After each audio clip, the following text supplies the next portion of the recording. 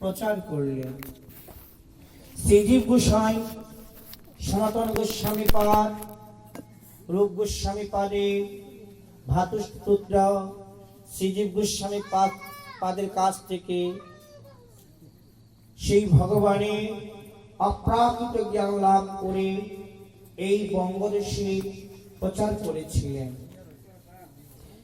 যে নরোত্তম দাস জন্মগ্রহণ করেছিলেন আমাদের এই বাংলাদেশে খেতড়ি ধামে, যা কিছুদিন পূর্বে 64 প্রহর হরিনাম যজ্ঞ হরিবল সম্পন্ন হয়েছে যশোরে। সেই শ্রীল নরোত্তম দাসীর অনেক গ্রন্থ আছে। সেই শ্রীল নরোত্তম দাস তিনি লিপিবদ্ধ করলেন, যিনি 3.5 মাইল যমুনা নদী সাঁতার দিয়ে লোকনাথ গোস্বামীর পাদের চরণী গিয়েছেন।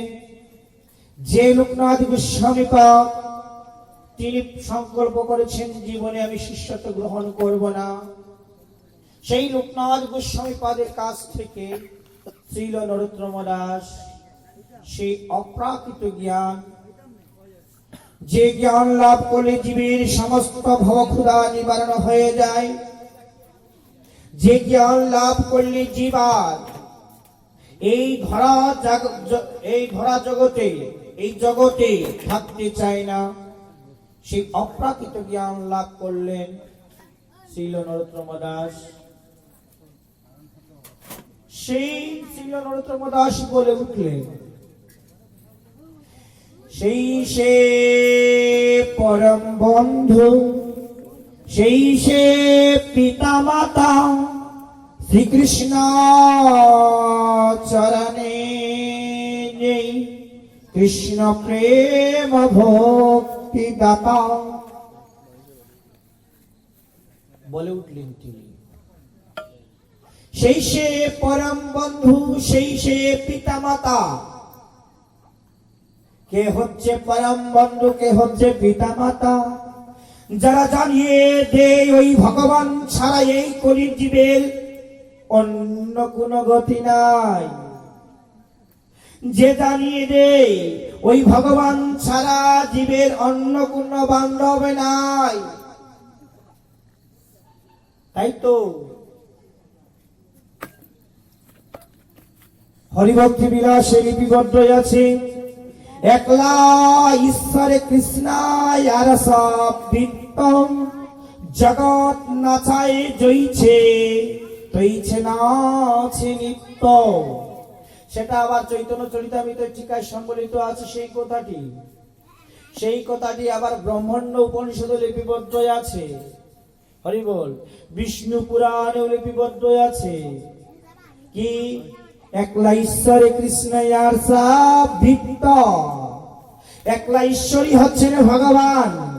সমগ্র ঐশ্বর্য, সমগ্র ভিত্তি, সমগ্র জ্ঞান, সমগ্র বৈরাগ্য, সমগ্র শ্রী, সমগ্র প্রতিপত্তি যার মধ্যে বিদ্যমান তিনি তো হচ্ছেন পরম ভগবান। তাই একলা ঈশ্বর কৃষ্ণ আর সব ভিত্ত অর্থাৎ সত্তার দাস। জগৎ নাচায় জয়ীছে তৈছে নাচে নিত্য। ভগবান যাকে যেভাবে নাচাচ্ছেন আমরাও ঠিক সেইভাবে নাচছি আর মনে করি আমি করি। ফর এক্সাম্পল দিতে গেলে হরি বল, আমরা আসি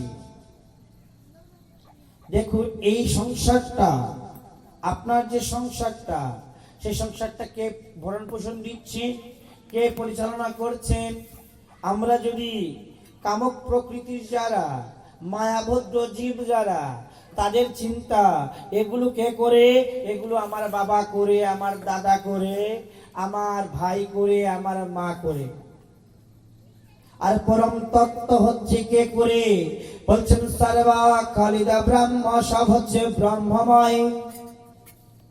অর্থাৎ কে করে? এগুলো ভগবান করান। দেখুন পবন বইছে, গাছের পাতা নড়ছে। পবন যদি নাহি বহে, গাছের পাতা নড়ে না। পবন অর্থাৎ বাতাস, বাতাস প্লাবিত হয়, বাতাস দেয়, গাছের পাতা নড়ে। না হলে কি গাছের পাতা নড়বে? হরিবল। বিনা কারণে কিছুই ঘটে না। এই জগতে যা কিছু দেখছি সব কি আমার? হরিবল। বলছেন আমার কিছুই না। তিনটা শব্দ আমরা আবদ্ধ। আ ময়কারে মা রো, আমার। গাড়ি আমার, বাড়ি আমার, ধন আমার, সম্পত্তি আমার, পুত্র আমার, পরিজন আমার, সব কিছুই আমার। ভেবে দেখুন তো আপনি কার? এসেছেন একা, যেতে হবে একা, সঙ্গের সাথী কেউ হবে না। তাই তো বলছেন কিয়া লেকে আয়া জগ মে, কিয়া লেকে তুম যায়েগা, নাম হরি জপলে না জপলে বন্ডে জি পিছে পস্তায়েগা। क्या নিয়ে কি নিয়ে এসেছো, কি নিয়ে যাবে? जो दिएছো सब इधर से दिएছো, जो लेছো सब इधर से लेছো। क्यों आप चिंतित है? কিসের জন্য চিন্তা করছো?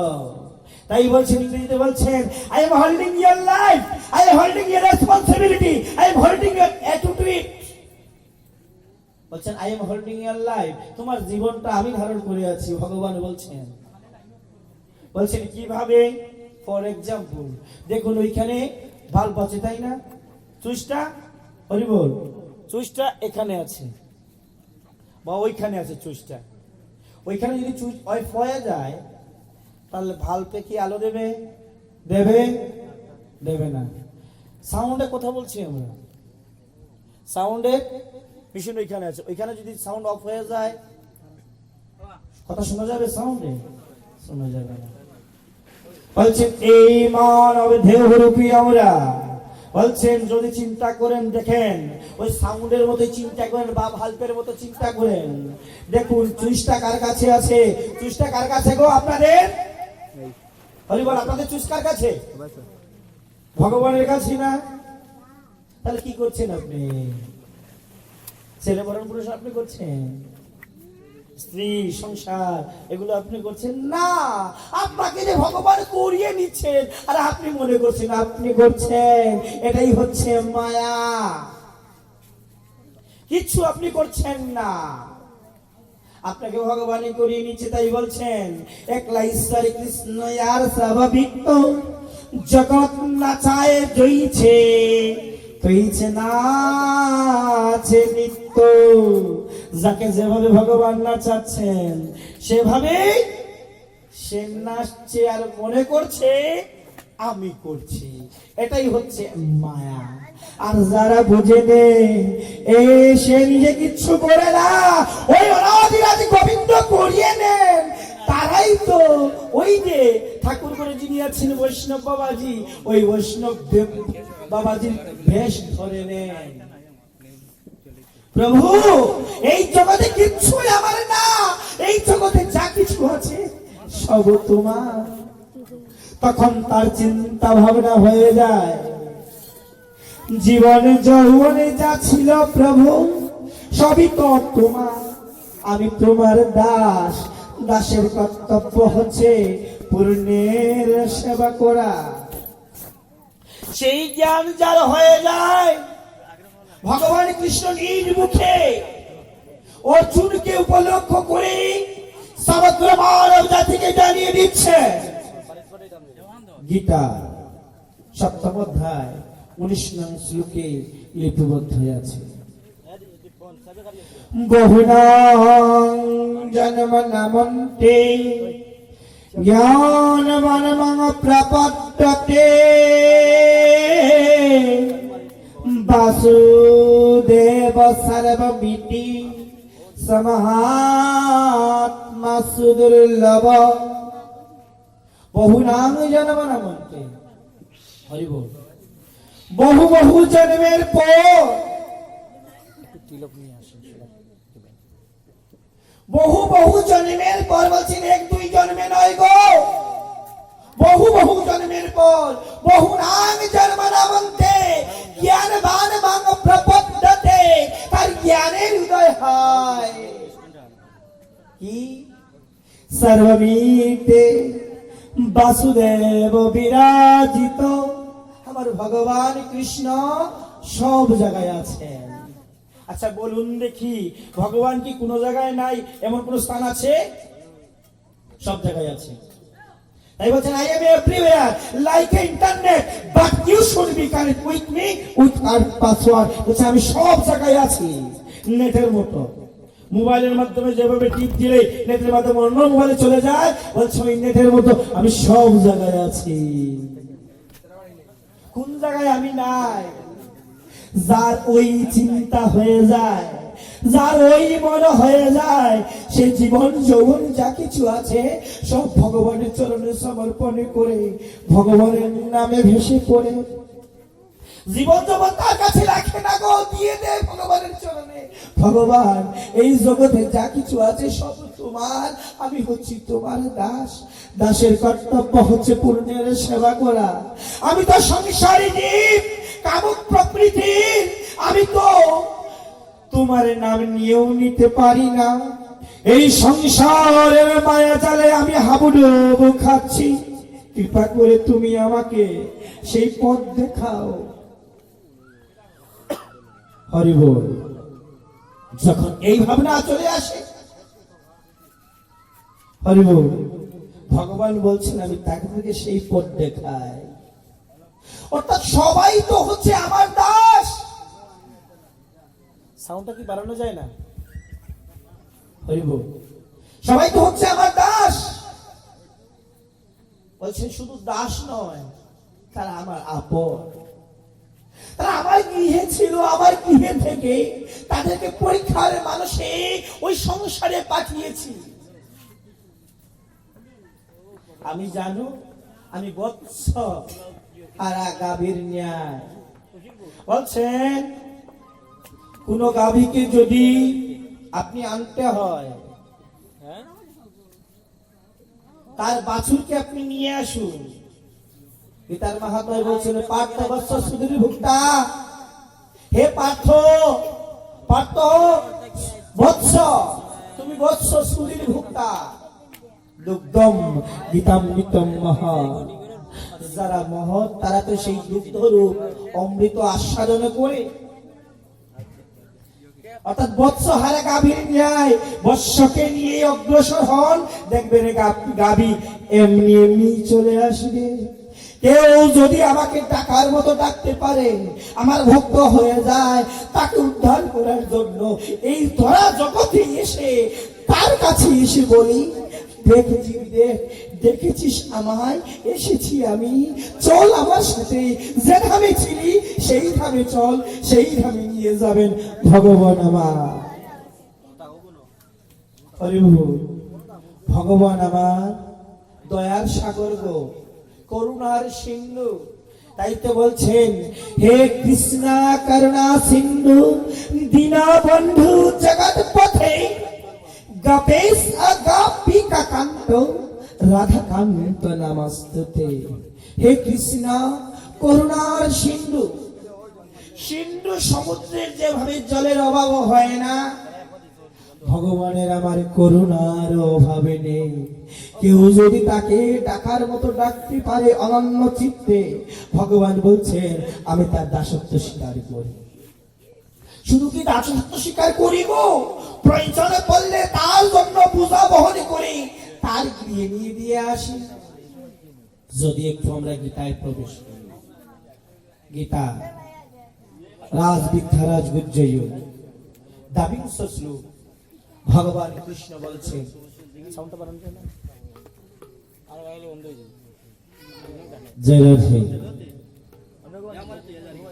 দাবিংশ শ্লোকে ভগবান আমার বলছেন অনন্য চিন্তয়ন্তম येना पैरुपाश्यते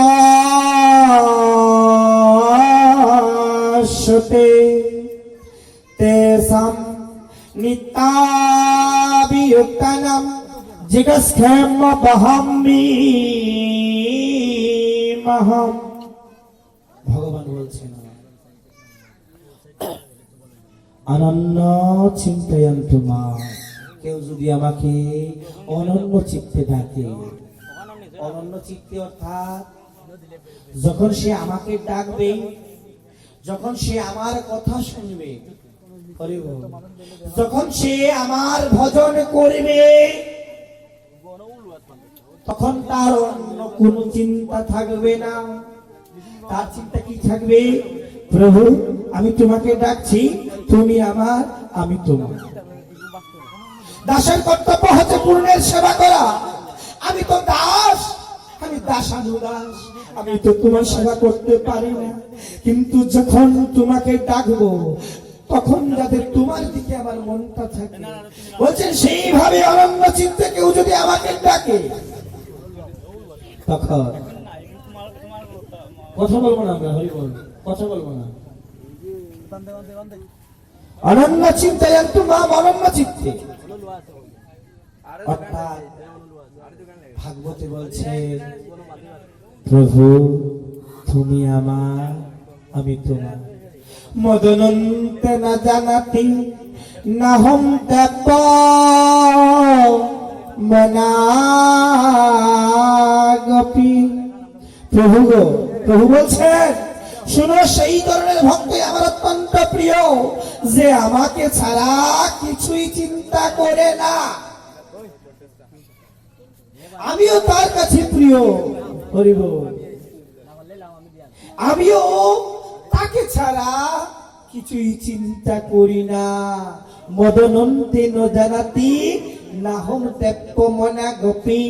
এইতে বলছে অনন্য চিন্তয়ন্তু মাম, যে অনাপৈরুপাসতে যেজন আমাকে ডাকে, নিত্যাভিযুক্তানাম, নিত্যই অনিত্য।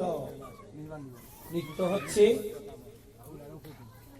যার কোনো ধ্বংস নাই, এই আত্মা নিত্য শাশ্বত। আত্মার কি ধ্বংস আছে? গীতার 2য় অধ্যায় 23 শ্লোকে বলছেন নৈনং ছিন্দন্তি সহস্রাণি নৈনং দহতি পাবক ন চৈনং ক্রোধয়ং তপো ন সুসয়তি মারুতঃ। সে আত্মাকে জলে ভিজানো যায় না, কাটা যায় না।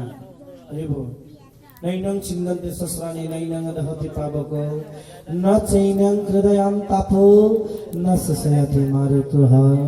সেই আত্মাকে কাটা যায় না, ভাগ করা যায় না, আগুনে পোড়ানো যায় না, জলে ভিজানো যায় না। সেই আত্মাটা অবিনশ্বর রূপে শিশু রূপ লাভ করে। যখন সে রূপ লাভ করে জরাজীর্ণ হয়ে যায়, বলছে এই পোশাকটা, কথা বলবো না, পোশাকটা যখন ছিঁড়ে যাবে, ময়লা হয়ে যাবে, ময়লা হয়ে যায় না।